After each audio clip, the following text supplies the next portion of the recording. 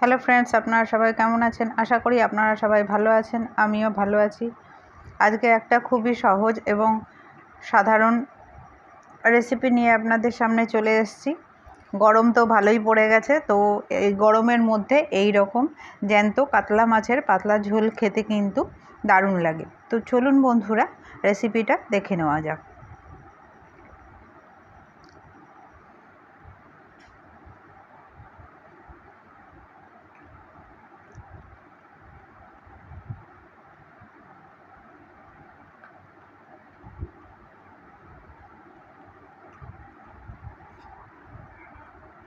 আমি এখানে নিয়ে নিয়েছি বেগুন, আলু, টমেটো আর মাছগুলোকে ধুয়ে নুন হলুদ মাখিয়ে রেখে দিয়েছিলাম।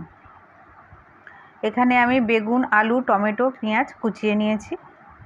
তো প্রথমে আমি গ্যাসটা ধরিয়ে কড়াইটা বসিয়ে নেব। কড়াইটা গরম হয়ে গেছে। এবার আমি কড়াইয়ের মধ্যে সর্ষের তেল দিয়ে দেব। তেলটা গরম হয়ে যাওয়ার পরে আমি এর মধ্যে নুন হলুদ মাখানো মাছগুলোকে দিয়ে দেব। দিয়ে ভালো করে দুটো পিঠ ভেজে নেব। একটা পিঠ ভাজা হয়ে গেছে। এবার আমি আর একটা পিঠ উল্টে দেব।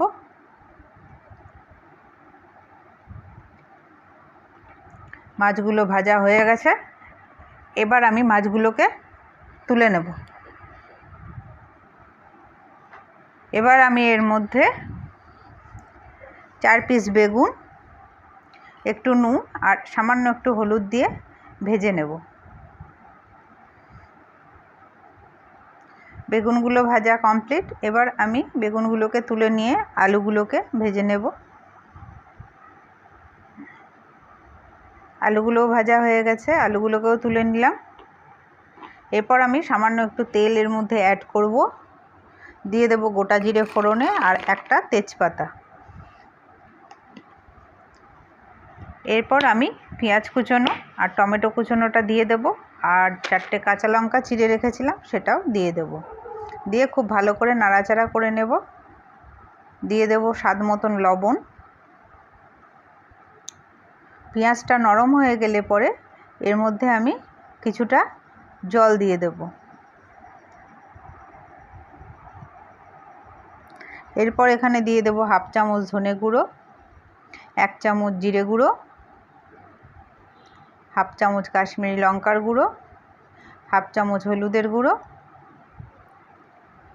আর দেব এখানে 1 চামচ আদা বাটা।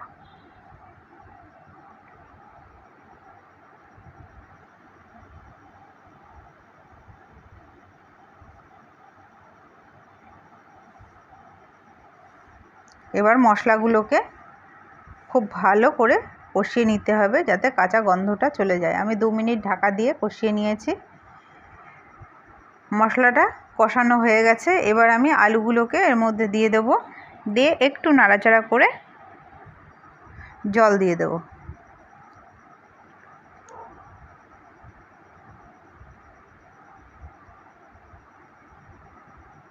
জল দিয়ে দিলাম।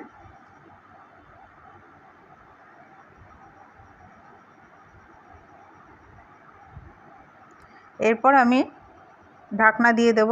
5 মিনিট পরে ঢাকনা খুলে চলে এসেছি। আলুটা এখনও ভালো মতন সেদ্ধ হয়নি। এবার আমি এর মধ্যে বেগুন আর মাছটা যে ভেজে রেখেছিলাম সেটা আমি দিয়ে দেব।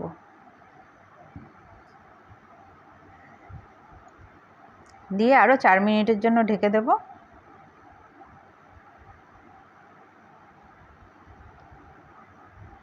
পর ঢাকনা খুলে চলে এসেছি। জ্যান্ত কাতলা মাছের ঝোল একদম রেডি। ভিডিওটা ভালো লাগলে লাইক করে দিয়ে পাশে থাকার অনুরোধ রইল। আর কমেন্টের মাধ্যমে জানাবেন আপনারা কিভাবে এই রকম কাতলা মাছের ঝোল বানান। আর এটা অবশ্যই একবার বাড়িতে বানিয়ে খেয়ে দেখবেন। এই দিয়ে কিন্তু গরম গরম ভাত 1 থালা খাওয়া হয়ে যাবে। তো আমি এবার গ্যাসটাকে বন্ধ করে এটা 2 মিনিটের জন্য রেখে দেব, তারপর সার্ভ করব। আজকের মতন এখানেই শেষ করলাম।